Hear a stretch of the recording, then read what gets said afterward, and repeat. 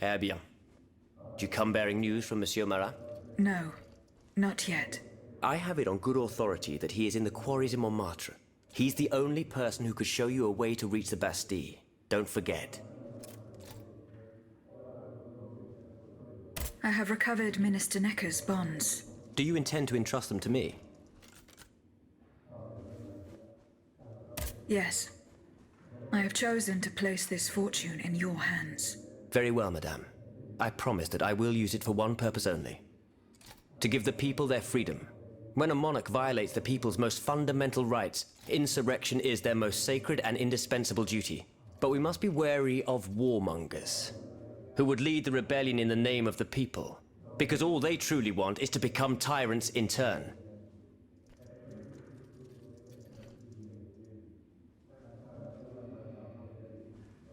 Is your plan to arm the populace going as planned? Oh, far from it, madame. The situation is hopeless. Even if they were armed and formed into battalions, the Patriots would not be able to fight. Why is that? Most of the strategic points in the city are inaccessible. A strange illness strikes all who try. They are seized by an irrational fear, one so great that those who do not lose consciousness go mad or perish on the spot. This makes it impossible to do anything. Any attempt at an uprising is a fool's errand. The locations you mention share a common feature. A statue holding a lantern. That's right. From what little I could make out, they appear to be depictions of a Vestal Virgin watching over the sacred fire. Une lanterne des morts. What do you mean, monsieur? Lanterns of the dead. Ancient stone pillars that are found near some cemeteries. Our ancestors kept a fire going on top of them. Today, no one knows what they were used for. A symbol of light triumphing over darkness, perhaps? Others claim that human bones, mercury and lime, were burnt there. Some odious sorcery that was meant to entrap the tormented souls that wandered around the burial grounds. That makes sense and confirms my observations. I'm now certain that the King's lanterns capture the anima essence of the dead who have been cast into purgatory. And that this essence is what allows the automats to stay in motion, without needing a key to wind them. Pater noster qui es in celis, sanctificetur nomen tuum. Now that I think about it, madame, you obviously are not subject to the harmful effects of these lanterns. No, au contraire.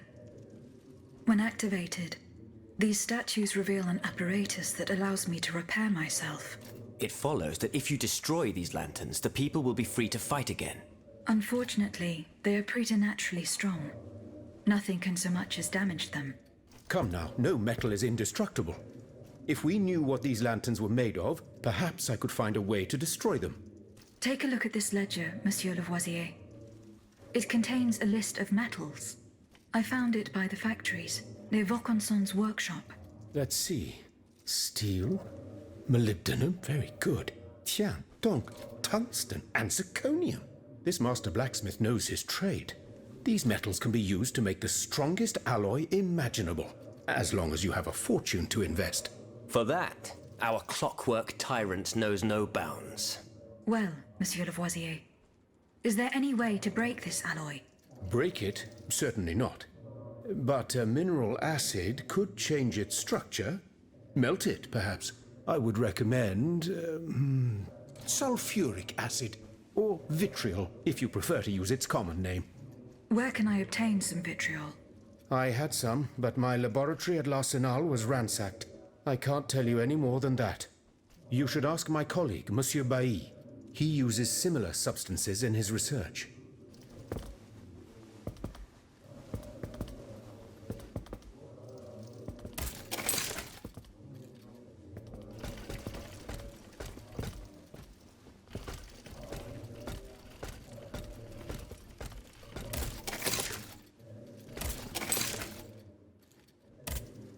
How was your search at the Vaucansons' home? I found this penknife there. I was struck with a vision as soon as I picked it up. I saw Mademoiselle de Vaucanson running from the Comte de Cagliostro. This letter refers to a hiding place where she often sought refuge. It's in the Jardin du Luxembourg. I know the place. One day, Eugène and I were walking in the Luxembourg gardens when suddenly Athénaïs jumped out from our hiding place like a wild animal. It was a startling, almost frightening sight. The spot is on the edge of the garden, hidden by vegetation between two statues.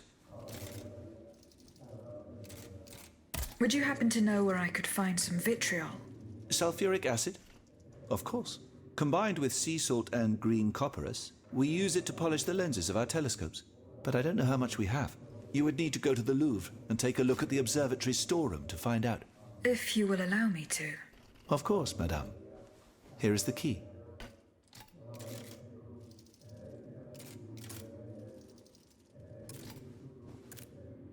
Goodbye, Monsieur B.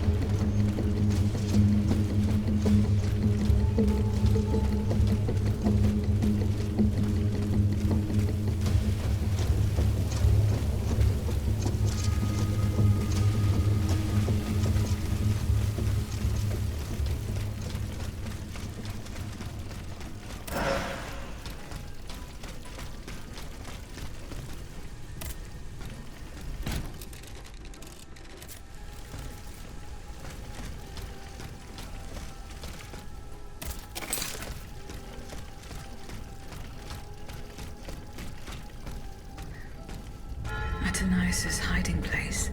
A fight took place here.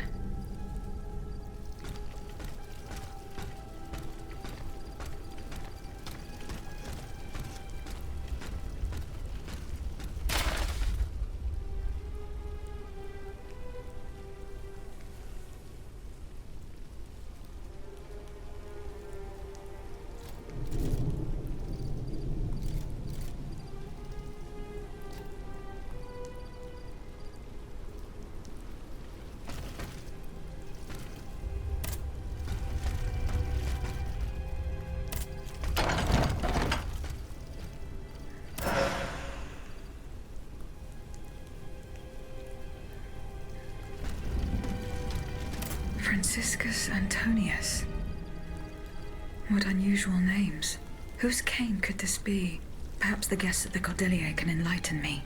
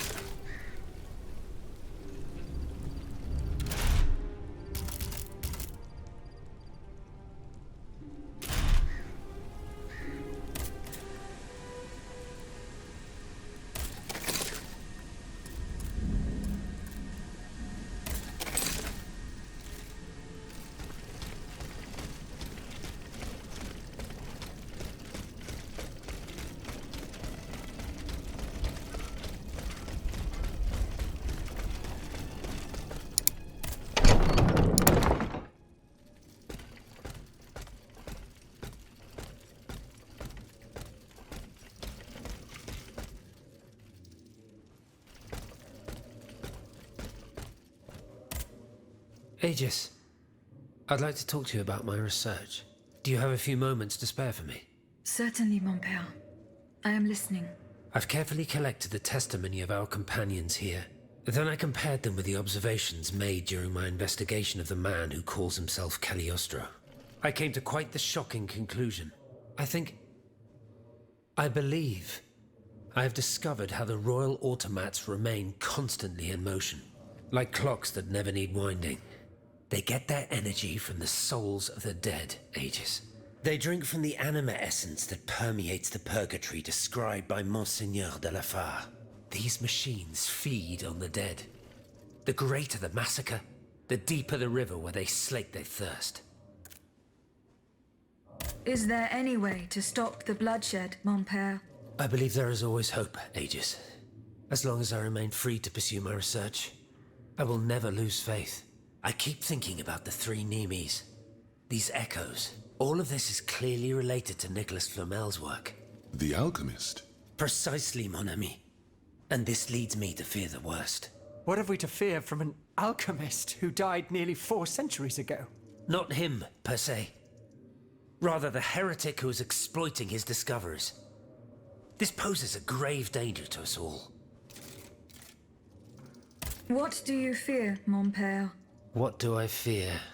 Nearly 2 months ago, the king forbade anyone from setting foot inside the Église Saint-Jacques de la Boucherie, near the Hôtel de Ville.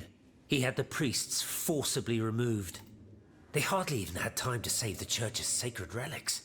Since then, only our Father in Heaven knows what they've been doing there, hidden away from the people of Paris. Oh dear. Flamel's tomb. My thoughts exactly, Monseigneur. Legend has it that Flamel was buried with his lapis philosophorum. What is the lapis philosophorum, mon père? The Philosopher's Stone. Where do I begin? No one knows its true nature, or even what it might look like. All that is known is that it is said to grant untold riches and eternal life to whoever possesses it. Its very existence is questioned, of course. But if it's true, just imagine what sinister purpose the king and his accomplices might find for it. We must elucidate this matter at any cost. Where is this tomb? In the church's crypt. The priests always ensured that it remained undisturbed, despite the mystery surrounding it. But now they're no longer there to protect it. We need to know for certain. But how? There are automats everywhere. Aegis, Oui, mon père. will you help us get to the bottom of this?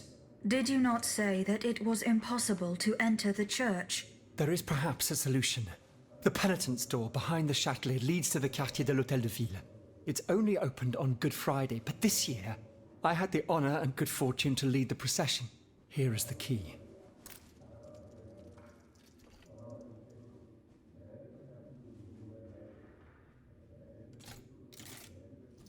Franciscus Antonius. Does that mean anything to you? Let's see. François Antoine. No, that doesn't mean anything to me, I'm afraid. Désolé, ma chère. Goodbye, mon père.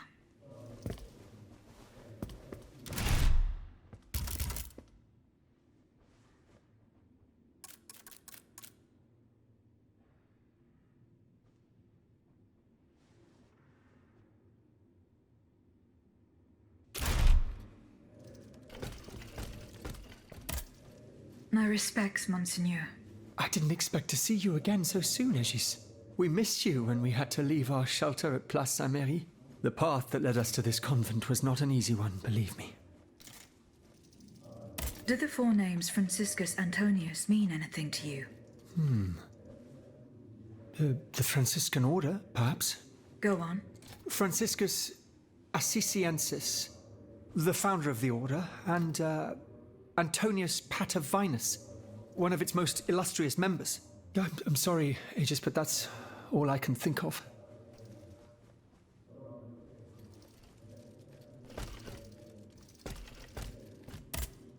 Did you go to the Hotel de Massiac? No, not yet. Remember, it's by Les Halles, just west of the Marché des Innocents. I found a cane inscribed with the name Franciscus Antonius. Does that mean anything to you? No, I'm sorry.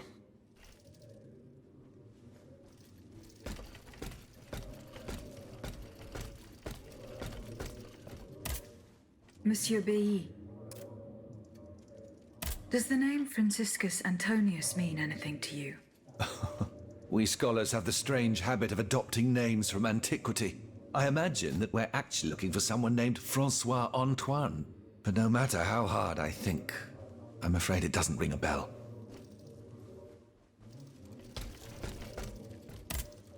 Monsieur Lavoisier, What can I do for you, Aegis? do the names Franciscus Antonius mean anything to you? No, nothing really. François Antoine, maybe? No, nothing with that name either. I'm sorry, madame.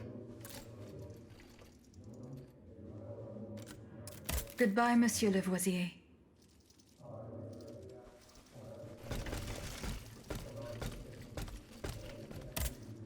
So how is Monsieur Marat? I haven't met him yet. He is your only chance to reach the Bastille, Aegis. You must speak to him. He's holed up in the quarries of Montmartre, hiding from the Marquis de Lafayette. I found a cane engraved with the name Franciscus Antonius. Who could it belong to? Let me think a moment, je vous prie. I know an Antoine Francois, a printer on Rue de la Harpe. His surname is Momoro, but he is a man of the people and a true patriot. I doubt that he ever sported a cane with his name engraved on it. Goodbye, Monsieur de Robespierre.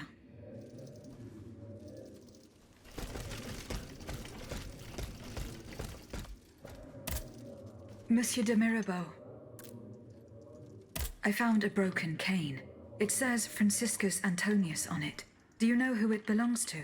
Well, I never. Yes, I know the owner. And I'm willing to bet you're looking for a certain François Antoine. That's right. Well, you'd need to look a little further east, mademoiselle. Across the Rhine for a start. Because this cane belongs, or belonged, to a certain Franz Anton Mesmer. Mesmer, the prince of charlatans. Good heavens, it's been a long time since I've heard his name. 5 years to be exact since your learned commission denounced his theories. It wasn't long after that when he disappeared. Can you tell me more about Mesmer? He was a mystical healer who was once popular with the upper class. I myself attended several of his sessions. You mentioned a commission. The king did not look kindly on the healer's popularity within the court. This led him to appoint a commission from the Royal Academy of Sciences. An institution to which Monsieur Bailly and I have the honor to belong. We were asked to investigate his alleged powers. The experiments that we performed allowed us to determine that Monsieur Mesmer's activities were pure charlatanism, a conclusion that destroyed his successful career the moment it was published. But there was something, Sylvain, a tiny flow of energy that my devices were able to measure. My dear colleague, must I remind you again that we were never able to reproduce your observations? It was obviously a momentary failure of your equipment. Perhaps. I'd like to be sure of it. When and how did Monsieur Mesmer disappear? The denunciation of his techniques was the start of a long descent into hell for Monsieur Mesmer. He was abandoned by his clients and resumed his research in virtual secrecy.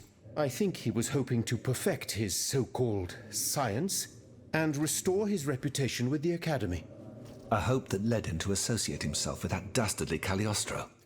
God only knows what experiments they may have carried out. In any case, their collaboration did not last long. Monsieur Mesmer left the kingdom overnight to return to his mother country. Why did he leave so quickly? That is a mystery. But those who saw him that morning say it was as if he had the devil at his heels. This is true. He left in such a hurry that he abandoned everything he owned. Furniture, belongings, and scientific equipment. And it seems that Cagliostro has inherited this treasure. Is that so? Well, if what you say is true, that broken cane must have passed into the Count's hands. Yes, it's likely. This adventurer from who knows where is quite a mysterious character. And he has been very busy recently. I've been able to observe him from my apartments, making frequent visits to Rue Saint-Honoré, on the Tuileries side. I wonder what he was doing there. What were Monsieur Mesmer's theories? He is a proponent of a theory called animal magnetism. He claimed to be able to channel a purported universal healing fluid by passing his hands over patients and using magnets. He also cobbled together a whole array of mad devices, each stranger than the last. Unfortunately, despite all his attempts, I don't know that he ever cured anyone. What happened during Monsieur Mesmer's treatment sessions? Oh, they were quite a spectacle to behold. Imagine well-born ladies afflicted with perfectly imaginary illnesses. A dimly lit room where incense has been burned to intoxicate the soul and cloud your vision. Amiable servants, half-dressed, gliding from countess to duchess to the sound of a sensual melody. And the great Mesmer, a doctor with wandering hands, presiding over the wonderful scene. Oh, you should have seen them. Those grand ladies moaning, crying, and falling into a swoon, clinging to that strange tub. Du théâtre, ma chère. Pure theater.